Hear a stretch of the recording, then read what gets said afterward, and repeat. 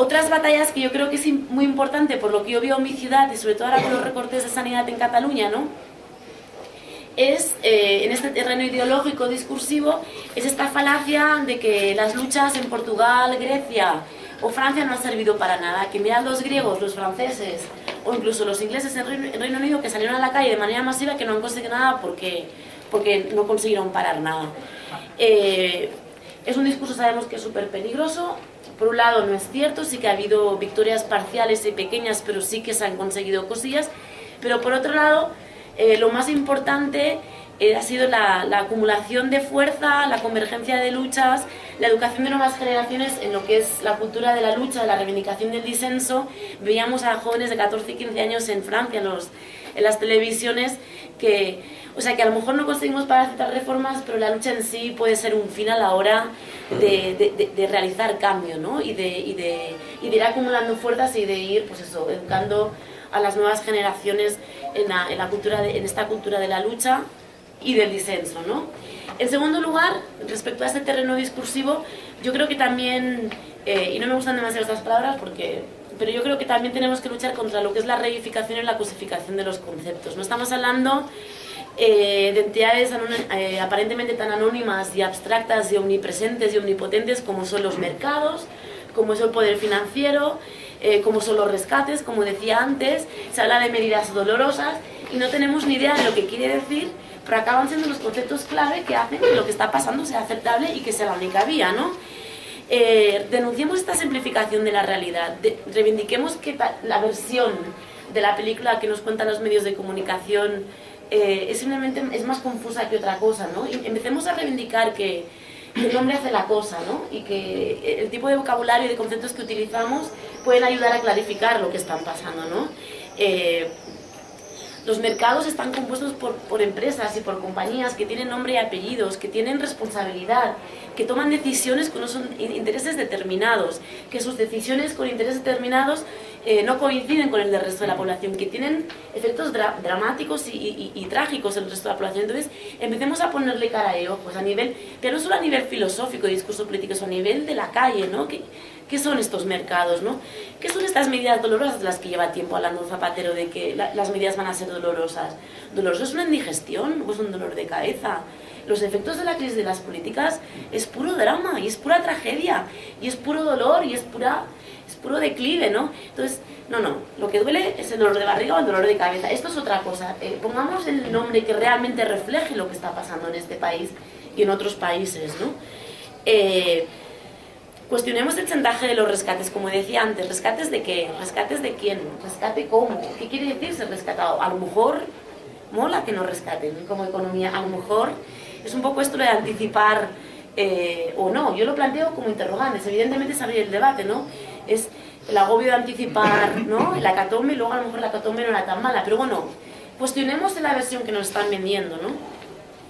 Y esta batalla ideológica que yo encuentro que es imprescindible, porque es, de hecho, nombrar y denunciar nombrar la realidad de otra manera para poder verla como tal cual es, y a su vez para poder imaginar otras maneras de transformarla, ¿no? Porque para tener la versión, digamos, no distorsionada, es imprescindible para nuestro segundo terreno, que es el terreno político, ¿no? Que es qué alternativas políticas tenemos a la situación actual.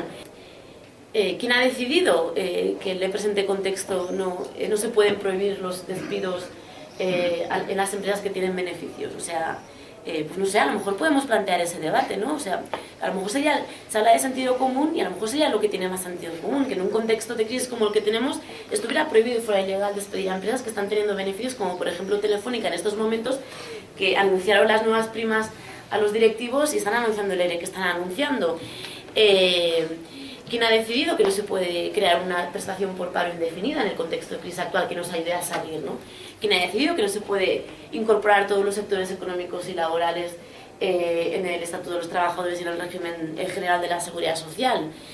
El sentido común y la razón común no tiene que ser ni la razón de Estado ni la razón económica, tiene que ser el sentido común, a lo mejor que es lo primero que nos dice la intuición, y en ese sentido reivindicar el análisis y las propuestas de ese sentido común, ¿no? ¿Quién ha decidido que no se puede crear un parque público de vivienda en este contexto como salida a la crisis del lugar a la que nos están vendiendo? pues no sé, a lo mejor lo que se nos vende como imposible y como absurdo es lo que más sentido tiene en este contexto. ¿Quién ha decidido que no podemos exigir una auditoría pública de la deuda y ver qué deuda es legítima y cuál no? Y decidir, porque esta deuda en parte se ha creado con nuestros impuestos, con nuestros despidos y con los recortes que estamos sufriendo. Tenemos una parte importante a la hora de decidir qué se hace con esta deuda. ¿Por qué no tener un debate en el que pues a lo mejor lo que se está haciendo es absolutamente legítimo y no es lo más deseable? Porque tengo que parar ya, pues 2 minutos más, ¿vale? Así lo cierro. Sí, porque si no me quien haya decidido que la salida de la crisis y la que es realmente el sentido común, insisto, no la razón económica o política, sino la razón común, vamos, el sentido común no es creación de empleo social, que no solo ayude a luchar contra el paro, sino que fortalezca el estado del bienestar en lugar de recortarlo y hacerlo desaparecer, ¿no?